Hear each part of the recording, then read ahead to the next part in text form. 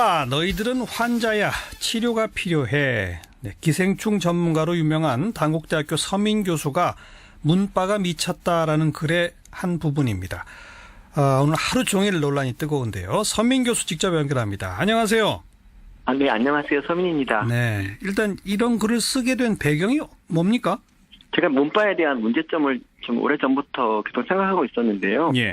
그리고 이제 계속 문빠 사이트를 다니면서 그들의 이제 삶을 좀 관찰하다가 예. 이제 좀 정도가 너무 심해서 이게 이제 우리나라 전체로 봐서 해악을 끼치겠다 생각이 들어서 예. 쓰게 됐습니다. 예.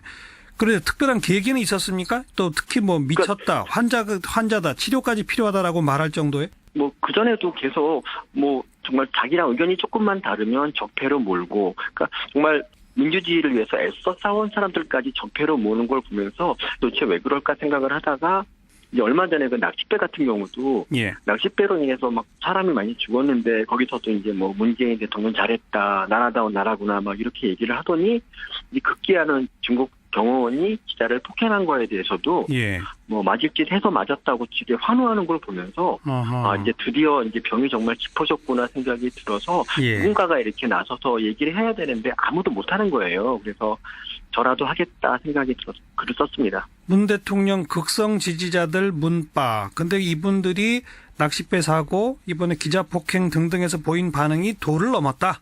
네. 도를 넘었다고 평가하시는 구체적인 근거는요? 어쨌든 폭행은 기본적으로 나쁜 일이고요. 예. 근데 저는 세상에 맞을 만한 일이라는 게 있다고 생각하지 않습니다. 그냥 폭행은 그 자체로 나쁜 것이라고 생각하는데 예. 기자가 맞아서 크게 다쳤다. 그건 예. 당연히 중국을 욕하고 그리고 이제 우리나라가 항의를 해야 되는데, 근데 어떻게 기자들을 욕을 하면서 잘 맞았다, 아니면 뭐 어떤 분은 또 정당방위라고까지 얘기했지 않습니까? 어허. 그런 걸 보면서 이거는 도저히 제 상식으로는 납득이 안 갔어요. 그래서 저는 이제 이런 것들이 어쨌든 문재인 대통령의 지지율을 점점 떨어뜨리고 앞으로 해롭게 될 것이라는 그런 이제 위기감을 느꼈죠. 그러니까 문빠의 존재가 문 대통령에게도 전혀 도움이 안 된다?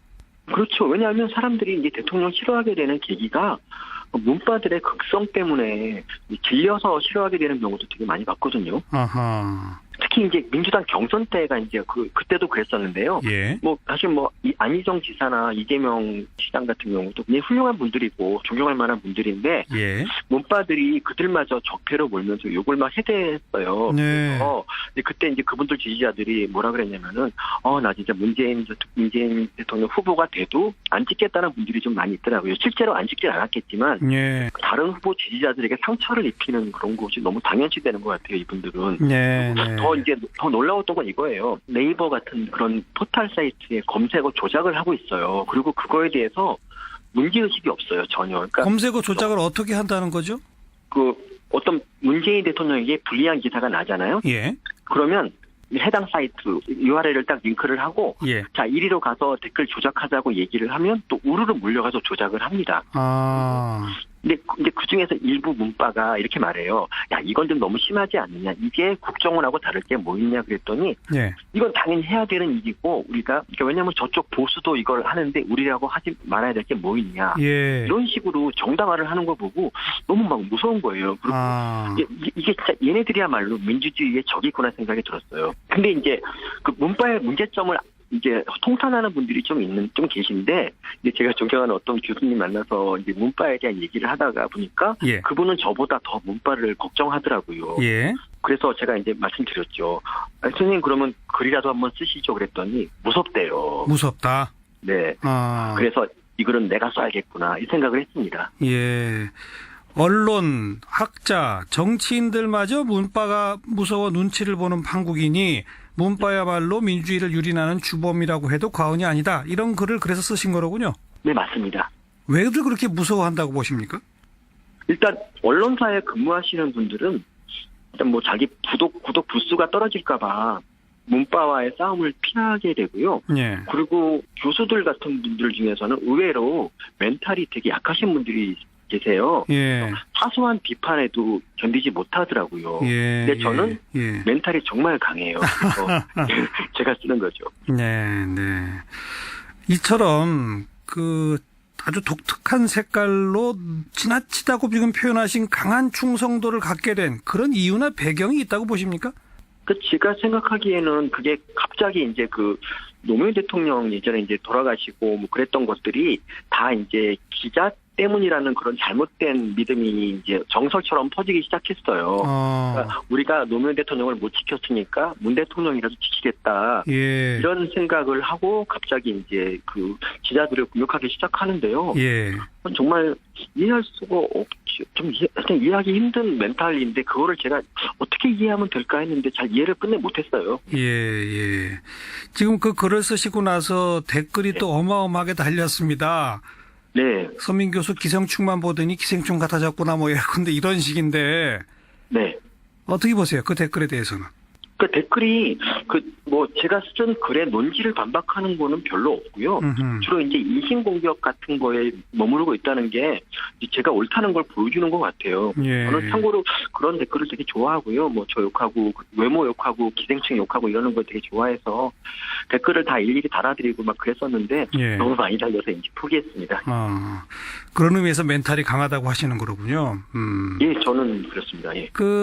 중국에서의 그 기자 폭행 관련해서는 노무현 정부 때 청와대 홍보수석이었던 조기숙 이화여대 교수가 조금 정확한 사실 파악하지 못하고 어떤 주장을 폈다가 뭐 혹시 이게 뭐 정당방위 아닐까 뭐 이런 식의 주장을 했다가 이건 제가 잘못했습니다라고 사과한 적이 있었지 않습니까? 네. 그거를 우리 서민 교수께서는 그런 조기숙 교수의 주장에도 동조하는 문파들이 너무 많다. 이게 문제다 이렇게 지적하셨잖아요. 네, 맞습니다. 그런데 그 후에 조기숙 교수는 서민 교수의 글에 대해서 법률가하고 상담해 보니까 문파가 정신병자라고 하는 주장도 명예훼손이다라고도 지금 반박하고 계시거든요. 네. 어떻게 보세요? 그러니까 저는 이렇게 일단 학자가 이렇게 이 정도 비판에 고소 얘기를 한다는 것 자체가 이건 좀 문제가 있는 것 같아요. 왜냐하면 자신의 비판은 늘 정당하고 자신에게 가해지는 비판은 항상 문제가 고소 아니야 이런 거는 좀 문제가 있어요. 저 같은 경우는 저를 아무리 욕해도 저는 고소 같은 거 거의 안 하거든요. 그러고 사는데 그렇게 생각할 수도 있는 건데 좀 기절한 것 같다는 생각이 좀 들었습니다. 예. 별다른 대응은 안 하실 거고요? 저는 전혀 대응을 안 할 거고요. 제가 이제 SNS는 안 하거든요. 그래서 별로 이렇게 대응할 만한 방법도 별로 없는 것 같아요. 예. 하지만 앞으로도 도가 지나치다 싶은 그런 문파들의 행동에 대해서는 계속 비판하는 글을 쓰시겠다 이 말씀인 거죠? 네, 한번 쓰니까 이제 한 번 처음이 어렵지 두 번째는 쉽거든요. 그래서 이제 이번 댓글 몇백 개를 분석하면서 이들의 이제 삶에 대해서 좀 분석을 해보고 그 분석 글을 한 다음 주 정도에 올리고 싶습니다. 네, 알겠습니다. 관심 갖고 저희도 한번 볼게요. 오늘 고맙습니다. 네, 감사합니다. 단국대학교 서민 교수였습니다. 서민의 그 기생충 어제 말씀을 해드렸는데 이 글은 정말 많은 우리 문재인 대통령 지지자들을 혐오하는 정신병자라고 했죠. 혐오하는 거거든요. 그래서 조기숙 교수님께서 좀 생각이 좀 맞았습니다. 저희도 어제 방송에서 법적 대응 검토 말씀을 드렸는데 실제로 소송인단 모집을 해가지고 민형사 소송을 제기하기로 했습니다. 그래서 조기숙 교수님이 대표 소송인으로 대표 원고로 이름을 올리시겠다고 저한테 말씀을 주셨고 앞으로 이 부분은 실무적으로 어제 이미 변호사들 통해서 법률 자문은 어제 이미 검토를 다 끝냈습니다. 그래서 구체적인 실행을 어떻게 할 건지 준비되는 대로 말씀을 드릴 거고요. 왜 이렇게 소송을 진행하느냐? 지금 언론이 문파, 홍위병 이런 프레임을 가지고 총공격을 하고 있습니다. 우리도 그냥 시민들입니다. 문파 이기 이전에 시민이란 말이에요. 근데 문파라고 해서 특정 집단이 어떻게 이렇게 있는 게 아닙니다. 이걸 지금 대한민국 언론들은 특정 집단으로 분리를 하고 있어요. 굉장히 이건 반인권적인 처사인 거고 중요한 거는 서민 씨 칼럼 같은 경우는 정말 인간에 대한 혐오를 저렇게 표현할 수 있을까? 혐오 정서가 가득하죠? 제가 국가인권위원회 제소도 검토했는데 그거는 조금 힘들 것 같다는 변호사의 이야기가 있어가지고 민형사 소송만 제기하는 걸로 지금 정리가 됐고 실무 진행하는 대로 계속 이 부분 말씀드리도록 하겠습니다. 네, 내용이 정리되는 대로 아마 그러면 같이 소송하실 분 혹시 계시면 또 말씀 모집하기도 하겠죠. 그래서 그때 다시 한번 말씀을 드리도록 하겠습니다. 네. 하여간 우리 집권 그냥 가만히 있지 않겠습니다. 이제는. 네. 그러니까요. 가만히 있으니까 가만히 있는 줄 아나 봐요.